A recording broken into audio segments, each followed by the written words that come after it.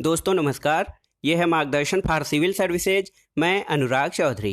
दोस्तों आज की वीडियो में राजनीति विज्ञान के अंतर्गत कंटेम्पोरेरी पॉलिटिक्स का महत्वपूर्ण टॉपिक सभ्यताओं का संघर्ष यानी क्लैश ऑफ सिविलाइजेशंस।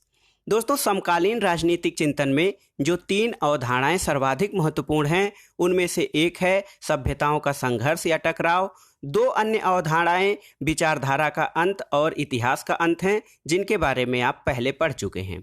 दोस्तों सभ्यताओं का संघर्ष या टकराव प्रसिद्ध अमेरिकी राजनीति विज्ञानी और विश्लेषक सैमुअल पी हंटिंगटन द्वारा प्रतिपादित किया गया, जिसमें उन्होंने शीत युद्धोत्तर काल यानी पोस्ट कोल्ड वॉर इरा में विश्व व्यवस्था का विश्लेषण करते हुए यह निष्कर्ष निकाला कि विश्व के आगामी संघर्ष विचारधाराओं के आधार पर नहीं बल्कि सभ्यताओं के सांस्कृतिक और धार्मिक अंतर के आधार पर होंगे। इसी को वे सभ्यताओं का संघर्ष कहते हैं। आज की वीडियो में आप इसी के संबंध में विस्तार से पढ़ेंगे। तो आइए शुरू करते हैं आज का वीडियो, सभ्यताओं का संघर्ष, क्लैश ऑफ सिविलाइजेशंस। दोस्तों सभ्यताओं का संघर्ष प्रसिद्ध अमेरिकी राजनीतिक विचारक और विश्लेषक सैमुअल पी हंटिंगटन का द्वारा प्रतिपादित महत्वपूर्ण सिद्धांत है। सभ्यताओं का संघर्ष सिद्धांत प्रसिद्ध अमेरिकी राजनीतिक विचारक और विश्लेषक सैमुअल पी हंटिंगटन यानी सैमुअल फिलिप्स हंटिंगटन द्वारा प्रतिपादित किया गया। सभ्यताओं के संघर्ष का जो सार तत्व है वो ये है कि शीत युद्ध के बाद यानी शीत युद्धोत्तर संसार जो पोस्ट कोल्ड वॉर एरा है, इसमें राष्ट्रों के बीच जो संघर्ष है उसका मूल कारण विचारधाराओं के मतभेद के बजाय सभ्यताओं के बीच सांस्कृतिक और धार्मिक अंतर होगा। तो सभ्यताओं के संघर्ष का जो मूल तत्व है या मूल विचार है वो ये है कि शीत युद्ध जो समाप्त हो चुका है, कोल्ड वॉर, शीत युद्ध के बाद के जो विश्व व्यवस्था है उसका विश्लेषण करते हुए हंटिंगटन ने बताया कि शीत युद्ध के बाद जो संघर्ष का मूल कारण है वह राष्ट्रों के बीच विचारधाराओं का मतभेद नहीं बल्कि सभ्यताओं के बीच सांस्कृतिक और धार्मिक मतभेद होगा। दोस्तों सभ्यताओं के संघर्ष पर पूरी दुनिया में व्यापक विचार विमर्श और चर्चा आरंभ हो गई जब 1993 में फॉरेन अफेयर्स जर्नल में सैमुअल पी हंटिंगटन का लेख द क्लैश ऑफ सिविलाइजेशन प्रकाशित हुआ, क्योंकि ये जो लेख था बहुत ही क्रांतिकारी था और उसमें उन्होंने एक नए विचार का प्रस्ताव किया था कि जो संघर्ष का कारण है वो अब राष्ट्रों के बीच विचारधारा न होकर उनकी सभ्यता, संस्कृति, उनकी मान्यताएं, इतिहास, ये सारी चीज़ें हो जाएंगी और यही उनके संघर्ष का कारण होगा। यानी जो संघर्ष है, राष्ट्रों के बीच संघर्ष होगा, वो शीत युद्ध के बाद राष्ट्रों के बीच विचारधाराओं के मतभेद के बजाय जो बड़ी सभ्यताएं हैं उनके बीच सांस्कृतिक और धार्मिक अंतर के कारण ये संघर्ष होगा। हंटिंगटन ने तर्क दिया दोस्तों कि पारंपरिक रूप में प्रारंभ में जो संघर्ष था वो राष्ट्रों के बीच हुआ। पारंपरिक रूप में जो राष्ट्रों के बीच संघर्ष था वो राष्ट्रों के बीच हुआ। उसके बाद विश्व में विचारधाराओं के बीच टकराव देखा गया और आने वाले समय में यानी पोस्ट कोल्ड वॉर एरा में यह संघर्ष सभ्यताओं के बीच होगा।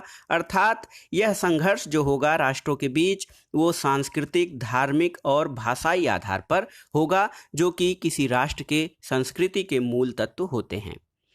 बाद में दोस्तों इस धारणा का विस्तृत वर्णन हंटिंगटन ने 1996 में प्रकाशित अपनी पुस्तक the clash of civilization and the remaking of world order में किया। ये जो धारणा, जिस लेख को उन्होंने द फॉरेन अफेयर्स पत्रिका में प्रकाशित किया था, द क्लैश ऑफ सिविलाइजेशन, उसको 1996 में एक पुस्तक के रूप में विस्तार से उसका वर्णन किया, जिस पुस्तक का नाम था दोस्तों the clash of civilization and the remaking of world order. Huntington के अनुसार शीत युद्ध के बाद जो है सबसे अधिक और हिंसक रूप का संघर्ष वैचारिक मतभेदों के बजाय सांस्कृतिक रूप में होगा। जो संघर्ष अभी तक था, शीत युद्ध का संघर्ष आप जानते हैं, वो वैचारिक संघर्ष था, विचारधारा के आधार पे था, जिसमें पूरी दुनिया विचारधारा के आधार पर दो गुटों में बढ़ चुकी थी। शीत युद्ध जो था एक वैचारिक या विचारधारा के स्तर पर संघर्ष था, जिसमें कोई प्रत्यक्ष युद्ध तो नहीं हुआ लेकिन ये युद्ध मानसिक रूप से विचारधाराओं में लड़े गए। एक विचारधारा थी पूंजीवादी विचारधारा, जिसका प्रतिनिधित्व संयुक्त राज्य अमेरिका कर रहा था, और दूसरी विचारधारा थी साम्यवादी विचारधारा, जिसका प्रतिनिधित्व सोवियत संघ रूस कर रहा था।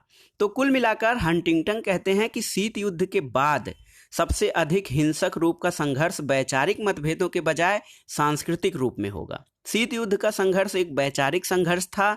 ये पूंजीवादी विचारधारा और साम्यवादी विचारधारा के बीच लड़ा गया था। अब जबकि पूंजीवादी विचारधारा प्रबल रूप से स्थापित हो गई है और साम्यवादी विचारधारा या तत्कालीन सोवियत संघ का विघटन हो गया है, तो उसमें अब विचारधारा के आधार पर टकराव समाप्त हो गया है और शीत युद्ध के बाद यानी शीत युद्धोत्तर काल में जो संघर्ष होंगे वो सांस्कृतिक, भाषाई और कल्चर के आधार पे होंगे। इसमें मुख्य रूप से धर्म, भाषा और संस्कृति इस संघर्ष के मूल तत्व होंगे। अपने विश्लेषण में दोस्तों हंटिंगटन ने 8 सभ्यताओं की बात की जो एक दूसरे से सांस्कृतिक आधार पर भिन्न भिन्न क्षेत्रों में भिन्न भिन्न क्षेत्रों का प्रतिनिधित्व करते हैं। तो 8 सभ्यताएं कौन हैं उसके बारे में जान लेते हैं।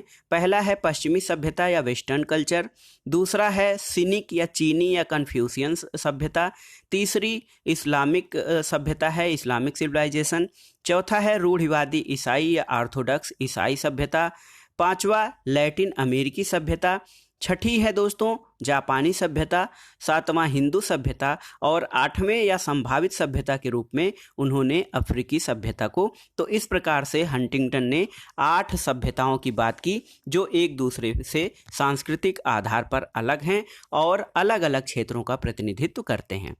हंटिंगटन ने स्पष्ट किया कि वह दौर समाप्त हो चुका है जब राज्यों को सार्वभौमिक मानकर चिंतन किया जाता था। पहले राज्यों को सार्वभौमिक या सर्वप्रभुता संपन्न सत्ता मानकर चिंतन किया जाता था और विचार किया जाता था और उसी के अनुरूप किसी राष्ट्र की नीतियां बनाई जाती थीं। वर्तमान में जो घटनाक्रम चल रहा है उसे समझने के लिए अब रणनीतिज्ञों और विशेषज्ञों को भिन्न भिन्न संस्कृतियों में चल रहे द्वंद्व को समझना और उनका सम्यक विश्लेषण करना जरूरी है और तभी जाकर पश्चिमी राष्ट्र अपनी शक्ति और प्रभुता को बनाए रख सकते हैं। यानी आज का जो दौर है वो राष्ट्रीय हित, राष्ट्रों का चिंतन करने की बजाय अब जो रणनीतिकार हैं और विशेषज्ञ हैं उनको संस्कृतियों के संबंध में चल रहे द्वंद्व को समझना चाहिए, तभी वे अपनी रणनीति को मुकम्मल रूप दे सकते हैं और उसी के अनुसार पश्चिमी राष्ट्र तब उसके आधार पर अपनी शक्ति और संप्रभुता को पूरे विश्व में बनाए रख सकते हैं। हंटिंगटन के सभ्यताओं के संघर्ष की धारा में कौन सा विचार निहित है? तो ये महत्वपूर्ण विचार ये है कि विचारधाराओं के अंत के बाद अब संघर्ष या टकराव का कारण सांस्कृतिक हो गया है और भिन्न भिन्न संस्कृतियां अपनी सांस्कृतिक पहचान यानी कल्चरल आइडेंटिटी को स्थापित और उसे कायम रखने की पुरजोर कोशिश करेंगी और इसी के आधार पर हम आगामी विश्व और विश्व व्यवस्था की कल्पना कर सकते हैं कि उसका स्वरूप कैसा होगा।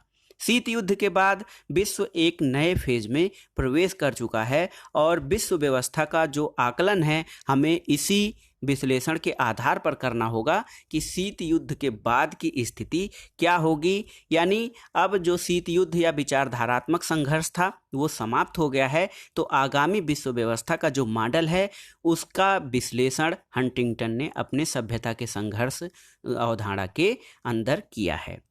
दोस्तों ये जो सभ्यताओं की 8 सभ्यताओं की बात हंटिंगटन करते हैं उनका वो कहते हैं कि कुछ राष्ट्र हैं जो विशेष प्रतिनिधित्व करते हैं।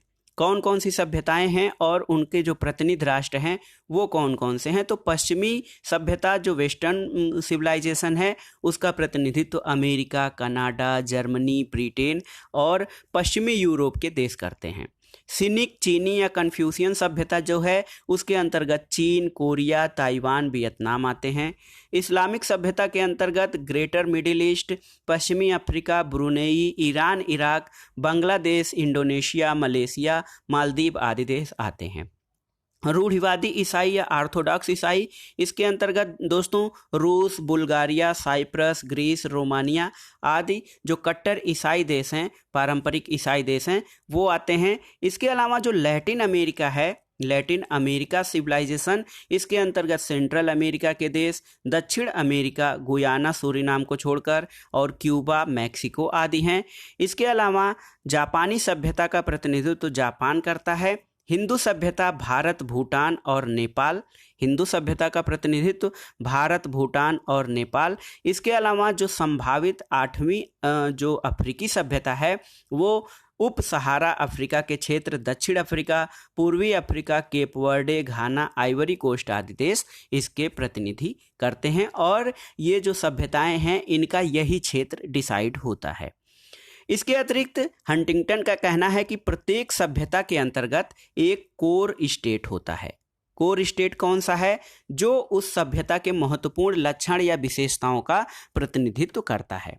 तो इन सभ्यताओं के बीच इन क्षेत्रों में एक कोर स्टेट होता है जो उस सभ्यता के महत्वपूर्ण लक्षण या विशेषताओं का प्रतिनिधित्व करता है, और ये उस सभ्यता के मेन फीचर या बेसिक फीचर को रिप्रेजेंट करता है। हंटिंगटन का मानना है कि प्रत्येक सभ्यता में एक शक्तिशाली कोर स्टेट होता है जो उस सभ्यता के महत्वपूर्ण लक्षण, मेन फीचर्स या बेसिक फीचर्स को रिप्रेजेंट करता है, और वह बहुत ही शक्तिशाली राष्ट्र होगा। उनका मानना है कि वो यहाँ तक कि वह एक परमाणु शक्ति संपन्न राष्ट्र होगा, और इन सभ्यताओं के नेतृत्वकर्ताओं का उद्देश्य मुख्य रूप से अपनी संस्कृति और विशेषता को अन्य संस्कृतियों पर हावी करना होगा। इसके अलावा वो कहता है कि कुछ सभ्यताएं ऐसी हैं जिनके अंतर्गत अभी कोई कोर स्टेट डेवलप नहीं है। जैसे पश्चिमी सभ्यता के अंतर्गत कोर स्टेट अमेरिका है, और जो सिनिक या चीनी सभ्यता है उसके अंतर्गत कोर स्टेट चीन है। लेकिन अभी कुछ ऐसे सभ्यताएं हैं जिनके कोर स्टेट अभी भी डेवलप नहीं हैं। सबसे महत्वपूर्ण संघर्ष का विश्लेषण करते हुए वो कहता है कि सबसे महत्वपूर्ण संघर्ष जिन सभ्यताओं में होना है वे इस्लामिक और पश्चिमी सभ्यताएं हैं। इसके अलावा पश्चिमी और चीनी सभ्यताएं इस महत्वपूर्ण संघर्ष में शामिल हैं, और इस्लामिक और पश्चिमी सभ्यता का संघर्ष तो कमोबेश शुरू भी हो गया है, ऐसा हंटिंगटन का मानना है। दोस्तों, सभ्यताओं के टकराव के कारणों में वो मुख्य रूप से इतिहास, भाषा, संस्कृति, परंपरा, मान्यताएं और मुख्य रूप से धर्म की बात करता है कि सभ्यताओं के संघर्ष के जो कारण हैं उसमें मुख्य रूप से किसी भी देश का इतिहास, उसकी भाषा, संस्कृति, परंपरा, मान्यता, जातीयता, प्रजातीयता, इसके अलावा जो प्रमुख रूप से धर्म है, ये मुख्य कारण है सभ्यताओं के टकराव का। ये अंतर एक बार में नहीं विकसित हुए हैं, ये शताब्दियों से विकसित हुए हैं और इतनी जल्दी समाप्त नहीं होने वाले हैं। इसके अलावा साथ ही जो पश्चिमी सभ्यता के मूल्य हैं, आर्थिक संपन्नता के कारण भी अन्य सभ्यताएं इसे संतुलित करने का प्रयास करेंगी, और इसके कारण आगामी विश्व में संघर्ष होना ही होना है, ऐसा उनका मानना है, और ये सभ्यताओं के आधार पे होगा। इसका निष्कर्ष सैमुअल पी हंटिंगटन ने निकाला है। दोस्तों, जो सभ्यताओं का संघर्ष है उसकी कई विचारकों ने आलोचनाएं भी की हैं। इस अवधारणा की कई आलोचकों ने आलोचना की है। कुछ विचारकों का मानना है कि वर्तमान भूमंडलीकरण के दौर में किसी प्रकार की सांस्कृतिक सीमा रेखा में बंटवारा नहीं किया जा सकता है, इसलिए इस्लामिक सिविलाइजेशन या वेस्टर्न सिविलाइजेशन जैसी कल्पना खतरनाक है और सही नहीं है। इसके अलावा सभ्यताओं का संघर्ष एक भ्रामक सिद्धांत है, ऐसा आलोचकों का मानना है। वर्तमान में सभ्यताओं के संघर्ष के स्थान पर सभ्यताओं में संवाद यानी डायलॉग एमंग सिविलाइजेशन का कॉन्सेप्ट शुरू हुआ है, और ये माना जाता है कि राष्ट्र अब सांस्कृतिक संबंधों को बेहतर करने की दिशा में कार्य कर रहे हैं, और संयुक्त राष्ट्र का एक संघ है यूनेस्को, वो भी सांस्कृतिक संबंधों को बढ़ाने और उनको बेहतर करने का प्रयास कर रहा है दुनिया के विभिन्न राष्ट्रों के बीच। तो ये सभ्यताओं का संघर्ष नहीं बल्कि सभ्यताओं का संवाद, डायलॉग एमंग सिविलाइजेशन की बात की जा रही है। और ईरान के तत्कालीन राष्ट्रपति मोहम्मद खातमी ने उन्होंने भी 2001 में वैश्विक स्तर पर सभ्यताओं के संवाद की बात उठाई, और इसी कारण संयुक्त राष्ट्र ने 2001 को सभ्यताओं के संवाद के वर्ष के रूप में मनाने की घोषणा की। तो कुल मिलाकर दोस्तों, जो सभ्यताओं का संघर्ष है ये एक ऐसी अवधारणा है जिसमें हंटिंगटन ने ये विचार दिया है कि जो राष्ट्रों के बीच के युद्ध थे उसके बाद विचारधारा के आधार पर युद्ध हुए, लेकिन जो शीत युद्ध काल है, शीत युद्ध के बाद वाली दुनिया है या विश्व व्यवस्था है, उसमें ये राष्ट्र के सार्वभौमिकता के आधार पर या विचारधारा के आधार पर युद्ध नहीं बल्कि सभ्यताओं के आधार पर होंगे, क्योंकि प्रत्येक सभ्यता की संस्कृति, विशेषताएं, मूल मान्यताएं, भाषा, धर्म आदि में अंतर होता है। इसलिए आगे जो संघर्ष होंगे वो सभ्यता के आधार पर होंगे। लेकिन उनकी आलोचना में ये विचार रखा गया कि सभ्यताओं का संघर्ष ही क्यों, सभ्यताओं का संवाद भी तो हो सकता है। तो इसलिए संयुक्त राष्ट्र ने 2001 में सभ्यताओं के संवाद के वर्ष के रूप में घोषित किया था कि सभ्यताओं में संघर्ष तो ठीक है, जो हंटिंगटन की मान्यता है या उनका बुक है जो उसने विश्लेषण किया है, लेकिन साथ ही सभी राष्ट्र संस्कृति, विचार, भाषा के आधार पर एक दूसरे के साथ जुड़ रहे हैं और इसे सभ्यताओं के संवाद के रूप में भी बदला जा सकता है। तो ये था आज का वीडियो। इसमें आपने देखा राजनीति विज्ञान के समकालीन राजनीति का महत्वपूर्ण टॉपिक सभ्यताओं का संघर्ष या क्लैश ऑफ सिविलाइजेशन, जो अवधारणा सैमुअल पी हंटिंगटन, एक अमेरिकी राजनीतिक विचारक हैं, उनके द्वारा दिया गया था।